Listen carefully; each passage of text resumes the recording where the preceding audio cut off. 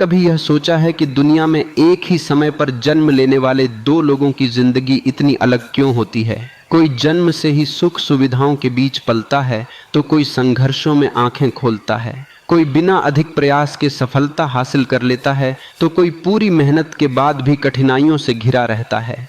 क्या यह केवल किस्मत है या इसके पीछे कोई ऐसा नियम काम कर रहा है जिसे हम समझ नहीं पाए हैं? सदियों से ऋषियों, मुनियों और दार्शनिकों ने एक ही सिद्धांत की ओर संकेत किया है, जैसा कर्म वैसा जन्म। यदि मनुष्य इस एक नियम को गहराई से समझ ले तो उसका जीवन देखने का पूरा नजरिया बदल सकता है, क्योंकि तब वह दूसरों को दोष देना छोड़ देता है और अपने कर्मों की जिम्मेदारी लेना शुरू कर देता है।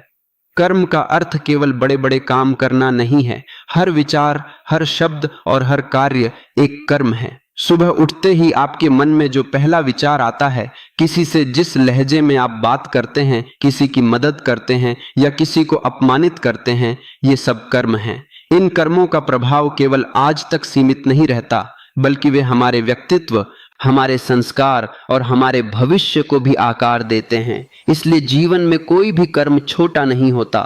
छोटे छोटे कर्म ही मिलकर बड़े परिणाम पैदा करते हैं। कल्पना कीजिए कि आपका मन एक खेत है और आपके कर्म उसमें बोए गए बीज हैं। यदि आप रोज ईमानदारी, दया, प्रेम, अनुशासन और सत्य के बीज बोते हैं तो समय आने पर उसी खेत में शांति, सम्मान और संतोष की फसल उगेगी।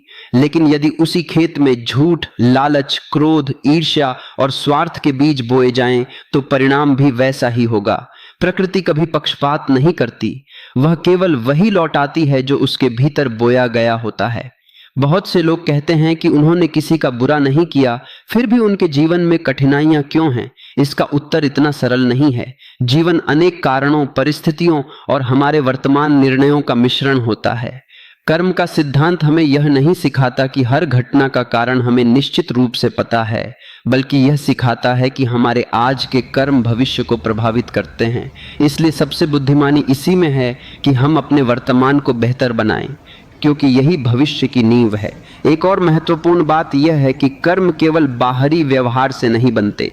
यदि बाहर से हम मुस्कुराएं लेकिन भीतर ईर्ष्या, घृणा और अहंकार भरा हो तो वह भी हमारे कर्मों का हिस्सा है।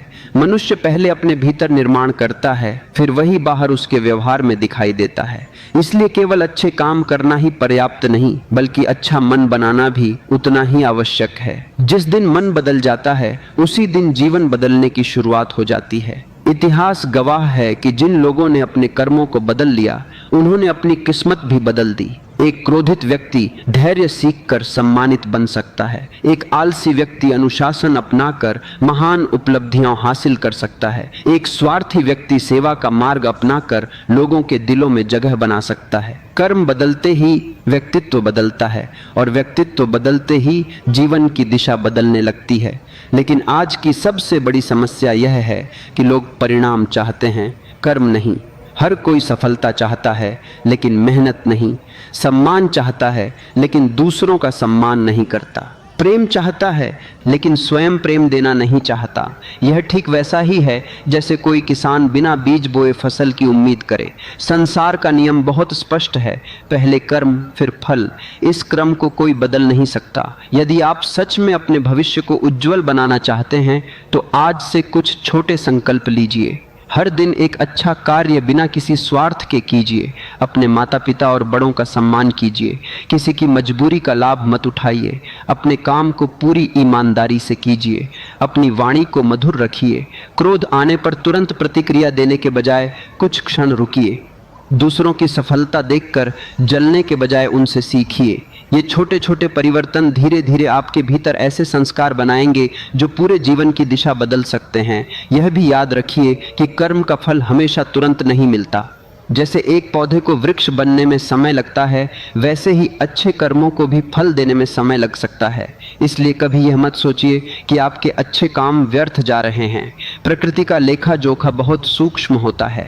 हर सच्चा प्रयास, हर ईमानदार कर्म और हर निस्वार्थ सेवा किसी न किसी रूप में अपना प्रभाव अवश्य छोड़ती है। सबसे बड़ी भूल तब होती है जब हम अपने जीवन की हर समस्या के लिए दूसरों को दोष देते हैं। हम परिस्थितियों को कोसते हैं, किस्मत को दोष देते हैं, समाज को जिम्मेदार ठहराते हैं, लेकिन अपने कर्मों की ओर देखने का साहस नहीं करते। जिस दिन मनुष्य यह स्वीकार कर लेता है कि उसके आज के निर्णय उसके आने वाले कल को प्रभावित करेंगे, उसी दिन उसके भीतर एक नई शक्ति जन्म लेती है। वह शिकायत करना छोड़ देता है और अपने जीवन का निर्माता बन जाता है। यही कारण है कि महान संतों ने हमेशा कर्म को पूजा से भी अधिक महत्व दिया। पूजा मन को शुद्ध करने का साधन हो सकती है, लेकिन यदि व्यवहार नहीं बदलता तो उसका उद्देश्य अधूरा रह जाता है। सच्चा धर्म वही है जो आपके स्वभाव में दिखाई दे। आपकी ईमानदारी, आपकी करुणा, आपका संयम और आपका चरित्र ही आपके सबसे बड़े आध्यात्मिक कर्म हैं। अब एक पल के लिए अपने जीवन को देखिए। यदि आज के आपके हर विचार, हर शब्द और हर कर्म से आपका आने वाला जीवन बन रहा है, तो क्या आप वही बो रहे हैं जिसकी फसल भविष्य में काटना चाहेंगे? यदि उत्तर हाँ है तो उसी मार्ग पर चलते रहिए। यदि उत्तर नहीं है तो आज ही बदलाव की शुरुआत कीजिए, क्योंकि जीवन बदलने के लिए किसी चमत्कार की नहीं, केवल सही कर्मों की आवश्यकता होती है। याद रखिए, जैसा कर्म वैसा जन्म केवल एक धार्मिक वाक्य नहीं, बल्कि जीवन जीने का एक गहरा सिद्धांत है। चाहे कोई पुनर्जन्म में विश्वास करे या न करे, यह बात हर व्यक्ति के लिए सच है कि आज के कर्म उसका कल बनाते हैं। इसलिए हर दिन ऐसा जीवन जिएं कि आपके कर्म ही आपकी सबसे बड़ी पहचान बन जाए, क्योंकि अंत में मनुष्य के साथ न धन जाता है, न पद, न प्रसिद्धि। उसके साथ जाते हैं केवल उसके कर्म, और उन्हीं कर्मों की छाप उसके भविष्य की दिशा तय करती है। अगर इस वीडियो ने आपको सोचने पर मजबूर किया है तो इसे लाइक करें, अपने विचार कमेंट में लिखें और ऐसे ही गहरे आध्यात्मिक और जीवन बदलने वाले विषयों पर वीडियो देखने के लिए हमारे चैनल को सब्सक्राइब करना न भूलें। याद रखिए, आज का हर कर्म आने वाले कल की कहानी लिख रहा है।